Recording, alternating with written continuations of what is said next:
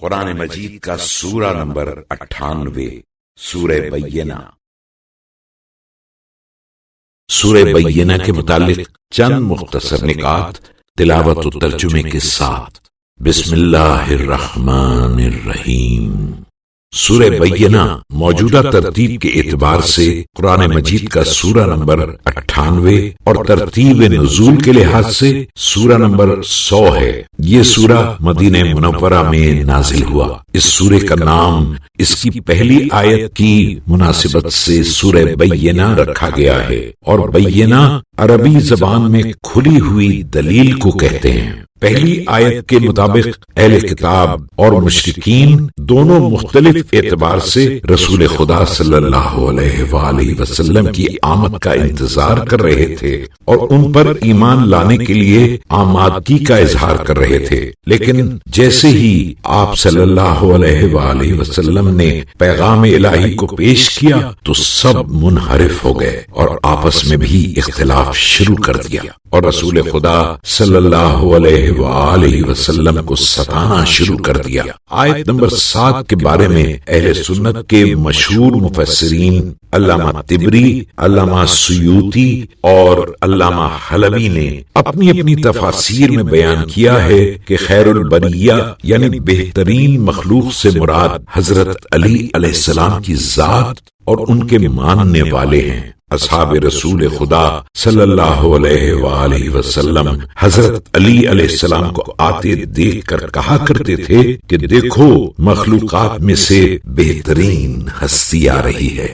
آخری آیت کے مطابق نجات کے لیے تنہا عمل صالح کافی نہیں ہے کہ انسان چند عبادات کو اپنی کامیابی سمجھے، بلکہ اعمال صالح کے ساتھ دل کی گہرائیوں میں خوف خدا بھی ہونا ضروری ہے، جو اعمال کی نگرانی کرتا رہے اور انسان کو راہ حق سے منحرف ہونے سے بچائے رکھے۔ جو شخص اس سورے کو لکھ کر اپنے پاس رکھے، اگر اسے یقین ہے تو وہ ختم ہو جائے گا۔ بسم اللہ الرحمن الرحیم۔ خدا کے نام سے شروع کرتا ہوں جو بڑا مہربان نہایت رحم والا ہے۔ لم يكن الذين كفروا من أهل الكتاب والمشركين منفكين حتى تأتيهم البينة۔ اہل کتاب اور مشرکوں سے جو لوگ کافر تھے جب تک کہ ان کے پاس کھلی ہوئی دلیل نہ پہنچے وہ اپنے کفر سے باز آنے والے نہ تھے۔ رسول من اللہ یتلو صحفا مطہرہ، یعنی خدا کے رسول جو پاک اور آنکھ پڑھتے ہیں، فیہا کتب قیمہ، آئیں اور ان میں جو پرزور اور درست باتیں لکھی ہوئی ہیں سنائیں۔ وما تفرق الذين أوتوا الكتاب إلا من بعد ما جاءتهم البينة، اور اہل کتاب متفرق ہوئے بھی تو جب کہ ان کے پاس کھلی ہوئی دلیل آ چکی تب۔ وما أمروا إلا ليعبدوا الله مخلصين له الدين حنفاء ويقيموا الصلاة ويؤتوا الزكاة وذلك دين القيمة۔ اور انہیں تو بس یہ حکم دیا گیا تھا کہ نراکھرا اسی کا اعتقاد رکھ کے باطل سے کترا کے خدا کی عبادت کریں اور پابندی سے نماز پڑھیں اور زکوٰۃ ادا کرتے رہیں، اور یہی سچا دین ہے۔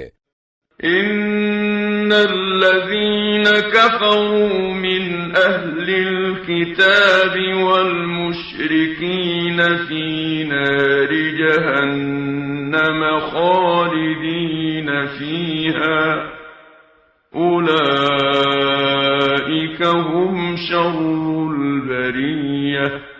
بے شک اہل کتاب اور مشرکین سے جو لوگ اب تک کافر ہیں وہ دوزخ کی آگ میں ہوں گے اور ہمیشہ اسی میں رہیں گے، یہی لوگ بدترین خلائق ہیں۔ ان الذين آمنوا وعملوا الصالحات اولئك هم خير البرية، بے شک جو لوگ ایمان لائے اور اچھے کام کرتے رہے یہی لوگ بہترین خلائق ہیں۔